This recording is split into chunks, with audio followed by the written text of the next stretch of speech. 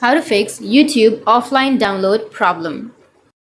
So if you want to fix the YouTube offline download problem, then what you need to do is first open up your YouTube application.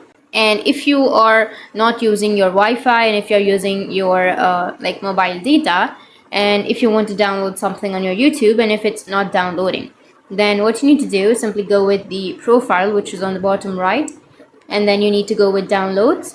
And under downloads, if you start the download, then it might not download because you don't have the internet connection, or if you're using your mobile data. Then what you need to do is simply go with the upper right, which has that three dots icon, and then go with settings. Once you're under the settings, now here you will have download over Wi-Fi only, so you just need to simply toggle it off. Once you toggle it off, then if you are using your data or Wi-Fi, anything that you're using, any internet connection, it will be downloaded. And after that, you need to simply tap and hold on to your YouTube application. Go with the app info. Once you're under the app info, you need to go with storage and cache, and then go with clear cache.